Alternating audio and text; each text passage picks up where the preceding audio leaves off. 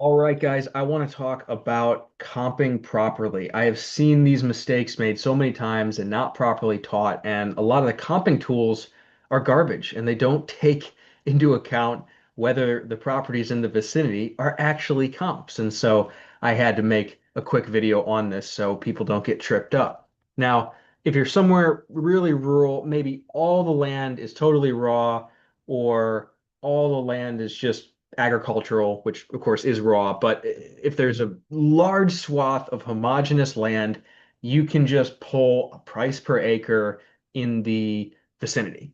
But there are far, far more places where that does not work than it does work. And so I was helping a buddy look at a subdivide piece right in this area, and he was having a bit trouble copying. He had this price report. I'm like, dude, that is totally useless in this area where some lots have water and power. Some will have power but no water. Some are on paved roads and dirt roads. Some don't even have a road to them, and it's just easement access with no utilities. There are so many variables beyond just proximity and size of the lot. You're not getting comps. You're not properly comping this, and that's why prices are all over the board. And so utilities is probably at the top of this list.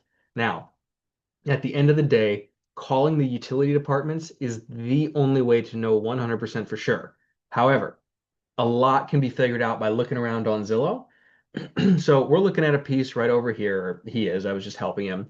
And it became clear as we clicked around that water and power cause the price per acre to nearly double if it has both versus neither. Actually, over double if it doesn't have either. And this property right here is the subject property. We're looking around. These higher comps are all properties that have water and power. Now, this was on this Elgin Road, the corner, 2 acres. Geez, 15 an acre. That's high compared to everything else here if you look around. You see water and electric. You figure this out quickly if you look around versus something like this that sold still a decent price per acre compared to many of these. If you look, it doesn't say anything about water or power. Looks like it took a little longer to sell. Doesn't even tell you. So this one didn't have water or power. So much lower price per acre. And all right, we know there's water over here and power. Let's see what this is. Water and power at the street. All right. At that point, if my lot is here, I know very likely that there is water running and power at my lot as well. And if I zoom in, you can see shadows from power poles. Some places have buried power and it'll look like there's nothing there, and there in fact is, but you can see power. Of course, you can't see the water line, so I would call the water department, but I have a strong suspicion that it's there because of these comps, right? So that's the first thing. You've got to make sure the properties you're looking at have comparable utilities. And you can find that out really quickly by scrolling through the Zillow listings that sold. Scroll down, tells you quite a bit right here. Michelle, let's see, electricity available. So it at least had electric, might have had water too. Hard to say for sure, but you get the point. And talking to these realtors, talking to the city or whoever provides utilities will get you there 100% of the way. But that's the first thing. Do your alleged comps actually have the same utility situation? Now, one more example, just talking through that. This one sold at a much lower price per acre. You can figure out why very quickly.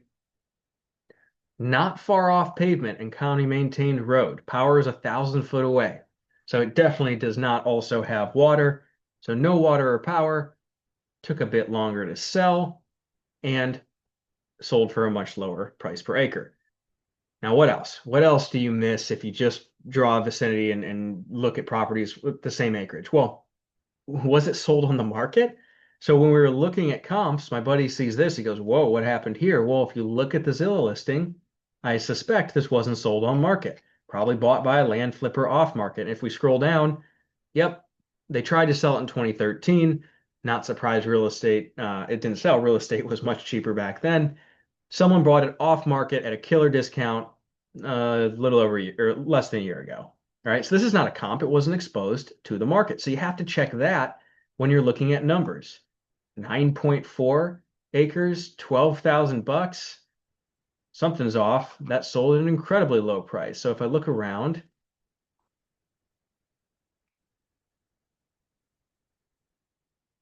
really erratic, listed, removed, listed, removed, listed, price change.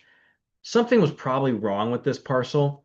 And there's always going to be a portion of comps where you run into this and you need a local expert to tell you what was going on. Maybe the neighbor is a problem. I've run into that. You never know, but this would be something that you can't really figure out immediately because it was on a road. It's not like it didn't have access. Maybe it doesn't have power, but even for not having power, that's low. So that one's a little ambiguous, but it further illustrates the point of how road by street this is. Now, a couple more factors I want to hit on beyond utilities. A lot of parts of the southeast, you're going to get tripped up looking at comps or just trying to pull them without looking at this stuff by what is and is not in a flood zone. So there's flood zones in the desert. And if this property right down the street was for sale or sold, it would probably throw us off on a price per acre basis because it's covered in a flood zone. So you've got to check that. You've got to check wetlands, especially when you're in the southeast. Beyond that, what about the zoning? What I'm doing here, I know this area, it's all zoned the same, but when you get into more finished subdivisions, you can really get thrown off by different zoning where maybe you're looking at a property on Estrella, and that could be the line between duplex zoned and single family. And I've seen this a million times. Or yesterday, I had to correct one of my acquisition managers. He was way off pricing a property in a Florida neighborhood because he was comping it like a single family, but he didn't realize it was one street into the commercial zoning where you had to aggregate a bunch of lots for them to be useful, and so it was worth far, far less. So zoning is another thing you need to be checking. Now, this seems like a lot, but this is the beauty of getting to know a market really well. Over time, you start to know, okay, I'm looking in Golden Valley, it's all zoned the same. That's not a consideration. It's just power, water, and paved road versus dirt road, right? You establish these kind of heuristics in your mind, in your business, in your SOP sheets for the areas you know, and this gets easier. But when you're new, you've got to check this stuff.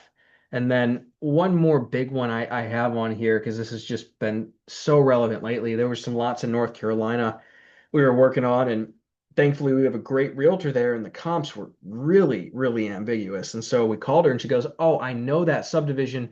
There are a few streets with disgusting houses and terrible neighbors and crappy streets, and those ones are worth like half of the lots on the streets that are well maintained with nice neighbors." And you can't see that from Google Earth. You can't see that from Zillow. You just see the disparity in the sold prices. You need a local expert for that. So all this to say, guys, to not make this just me rambling, first point is you cannot just cast a broad net and say, all right, what did all the 1 acre lots within a mile sell for? That's terrible. And anyone who's teaching that, that's garbage. That very, very, very rarely works. Uh, Number two, having a local expert is going to be key, especially when you're starting somewhere new. And then, so that this doesn't seem overwhelming, I would reiterate the point that you need to keep a market specific due diligence sheet so that over time, as you do business in a few or maybe a dozen even places, you can have what is important for each of those places listed out under each of those specific states or not states, cities, subdivisions, whatever it might be. In many of the Florida markets we're in, nobody's worried about perk tests, even if everything's on septic. That's not a problem. But then in North Carolina, where we're doing business, that's a huge consideration. And so keep a market specific due diligence sheet, build these out over time, and it's not as cumbersome. But when you're new somewhere, you have to check all of these different factors to know whether your alleged comps are actually comps. So hope that was helpful. Let me know.